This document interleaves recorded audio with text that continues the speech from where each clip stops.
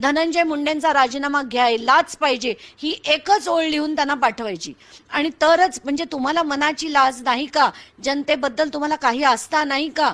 गुन्हेगार असेच सराईत फिरणार का? असे असंख्य प्रश्न प्रत्येकाच्या मनात असतील. काल रात्री मला धनंजय देशमुख यांनी हा व्हिडिओ पाठवला आणि मला ते बघून इतका धक्का बसला. म्हणून मी ते ट्विट केलं की एक पत्रकार शोधू शकतोय पण आपली पोलीस यंत्रणा जी सो कॉल्ड पॉवरफुल आहे ती नाही शोधू शकत. त्यांनी अगदी त्या रस्त्यावर उभं राहून दाखवलं की हा केसकडनं येणारा रस्ता, या पुलाच्या इथनं राईट वळलं की अक्कलकोटला जातं, तिथे त्यांनी इतक्या वाजता दर्शन घेतलं असेल, ते या ठिकाणी जेवले, या ठिकाणी त्यांनी पेट्रोल भरून 13 मिनिटं ते तिथे होते. टोलमध्ये पण त्याचा पण फोटो त्यांनी जेव्हा त्याच्या याच्यात दिलाय तर मला धक्का असा बसतोय की चाललंय काय. म्हणजे आपण हा पूर्ण जर क्रम बघितला की आधी एक SIT, आधी म्हणतात सखोल चौकशी होणार, मग 15 दिवस चौकशी नाही. SIT जी होते त्याच्यात सगळे त्यांचे लाडके अधिकारी, विष्णू चाटे जेव्हा त्याला न्यायालयीन कोठडी देते त्याला चॉईस ऑफ जेल पाहिजे, म्हणजे मला बीड नको, मला लातूरला पाठवा. का? कारण यांचे सगळे नातेवाईक आहेत तिथे.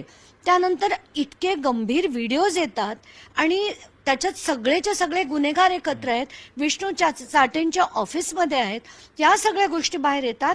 त्याच्याच दुसऱ्या दिवशी CID म्हणते की आमची चौकशी संपली आणि आता मला जाऊ द्या, म्हणजे त्यांना तुम्ही न्यायालयीन कोठडी दिलेली चालेल.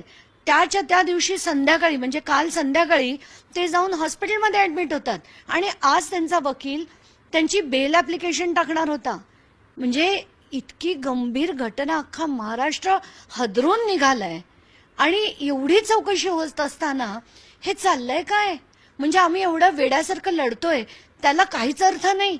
तुम्ही राजकारणच करत राहणार, धनंजय मुंडेला वाचवतच राहणार का? तर त्यांचे लाडके वाल्मिक कराड आहेत आणि त्यांना कुठल्याही प्रकारे त्रास होत नाहीये म्हणून तुम्ही आता त्यांना पहिल्याच दिवशी न्यायालयीन कोठडी दिली आहे, जेलमध्ये न ठेवता तुम्ही त्यांना हॉस्पिटलमध्ये राहायची मुभा दिली. म्हणजे ते छानपैकी राहतील, खातील, हवं त्याला भेटतील. म्हणजे भुजबळांसारखंच झालं ना. तेव्हा त्यांच्या छातीत कळ यायची, आता कुठे गेली ती कळ? पण हे प्रत्येक वेळेस होतं आणि प्रत्येक वेळेस हे करू दिलं जातं. पण माझा आक्षेप हेच होता, मला भीती हीच होती की ह्याच्यानंतर ते म्हणतील की आता झाली आमची चौकशी, न्यायालयीन कोठडी मिळाली की मेडिकल ग्राउंड्सवर, कारण इतक्या सहजासहजी मकोकामध्ये मिळत नाही म्हणून मेडिकल ग्राउंड क्रिएट करण्यात येतील आणि यांना मेडिकल बेल देण्याचे प्रयत्न केले जातील. तसंच होताना मला आता दिसतंय.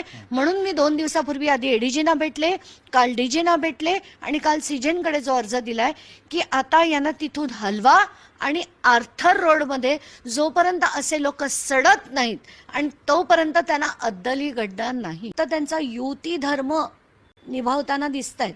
आताच्या घटकेला त्यांना जनतेच्या भावना जर समजून घेतल्या असता, मला आता असं वाटतंय की 26 जानेवारीला ना अख्ख्या महाराष्ट्राच्या जनतेने पत्र लिहिलं पाहिजे मुख्यमंत्र्यांना की धनंजय मुंडेंना हटवा. ती मोहीम मी सुरू करणार आहे, ट्विटरवर मी टाकणार आहे की धनंजय मुंडेंना हटवा. तिथल्या जनतेने सुद्धा, जी बीडची जनता आहे ज्यांनी त्यांना निवडून दिलंय ना, त्या जनतेने प्रामुख्याने लिहिलं पाहिजे की यांना आम्ही रिकॉल करतोय, आम्हाला असे आमदार नको, आम्हाला असे मंत्री नको आणि तातडीने तुम्ही त्यांचा राजीनामा घेतला नाही तर आम्ही लढून लढून तुम्हाला हैराण करू. आणि अशी जर मोहीम चालू केली तरच हे राजीनामा देतील, नाही तर हे इतके निगरगट्ट आहेत की त्यांना काही फरक पडत नाही. की कासाबचं जे सेल आहे ना तिथे त्यांना मूव्ह केलं पाहिजे आणि सगळं CCTV मध्ये रेकॉर्ड झालं पाहिजे. कारण आणि खरं ना हे प्रकरण सोडा, मला जेन्युइनली वाटतं की जेवढी अशी गंभीर प्रकरणं असतील ना त्या प्रत्येक प्रकरणात गुन्हेगाराला 500 किलोमीटर लांब अशा जेलमध्ये टाकलं पाहिजे. हे जे सराईत असे खुनी गुन्हेगार जे असतील ना त्या सगळ्यांना लांबच्या जेलमध्ये टाकलं पाहिजे. कारण तिथे त्यांची इतकी मोठ्या प्रमाणावर दहशत असते की पोलीस सुद्धा घाबरतात त्यांच्या विरुद्ध ॲक्शन घ्यायला आणि म्हणून त्यांची ती बडदास्त राहते. म्हणून मला असं वाटतं की हा नियम बनवला पाहिजे आता की जे असे सराईत गुन्हेगार आहेत त्यांना लांबच्या जेलमध्ये टाकण्यात यावं. कारण आता त्यांना बहुतेक कळलं असावं की हे लोक जरा जास्त ॲग्रेसिव्हली लढतायत, नाहीतर हे आपण लढलो नसतो, माध्यमांनी हा विषय लावून धरला नसता तर लिहून घ्या माझ्याकडनं त्यांना जामीन मिळाली असती. पण आता हा एवढा लावून धरलाय लोकांनी ना, जनता लढतीये ना, त्यामुळे त्यांना आता भीती वाटली की कदाचित याचा आपल्याला त्रास होईल म्हणून त्यांनी तो मागे घेतलाय. कारण जर त्या न्यायाधीशांनी असा बेल अर्ज मान्य केला असता तर खरंच जनतेचा आक्रोश आणि वाढला असता. म्हणून आता त्यांनी तो मागे घेतलेला मला दिसतोय. पण हे काही काळानंतर पुन्हा करतील, कारण त्यांना माहितीये जनताही विसरते, मीडियाही विसरते, पुढच्या प्रकरणाची तयारी करते आणि म्हणून हे सगळं होत राहतंय सारखं.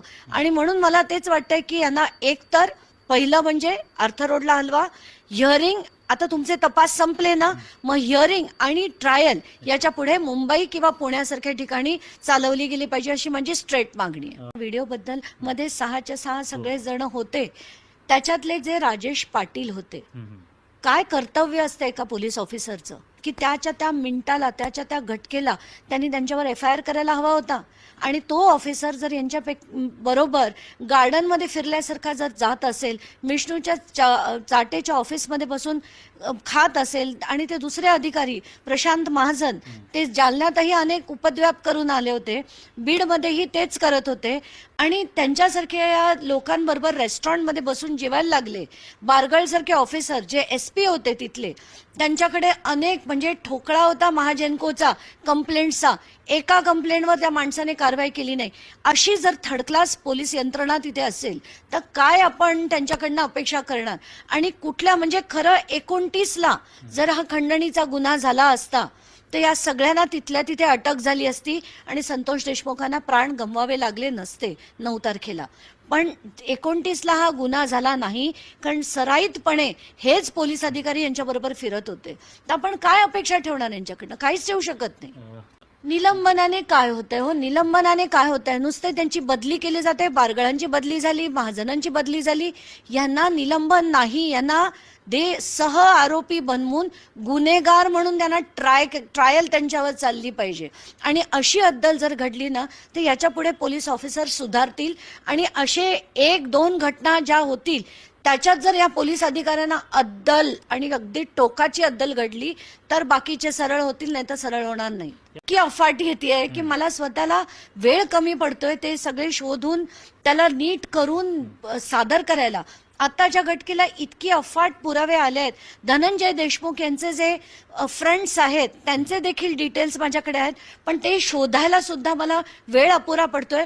पण हळूहळू सिस्टमॅटिकली मला कुठेतरी वाटतं तो वरचा आपल्याकडनं करवून घेतोय आणि सगळ्या गोष्टी बाहेर येतील. आणि म्हणून मी म्हणते की यांना आता जनतेने एक मोठी मोहीम करावी पत्रांची, आणि आपण तो दिवस ठरवू आणि त्या दिवशी सगळ्यांनी मुख्यमंत्र्यांना आणि अजित पवारांना पत्र पाठवून धनंजय मुंडेंचा राजीनामा घ्यायलाच पाहिजे ही एकच ओळ लिहून त्यांना पाठवायची. आणि तरच म्हणजे तुम्हाला मनाची लाज नाही का, जनतेबद्दल तुम्हाला काही आस्था नाही का, गुन्हेगार असेच सराईत फिरणार का, असे असंख्य प्रश्न प्रत्येकाच्या मनात असतील.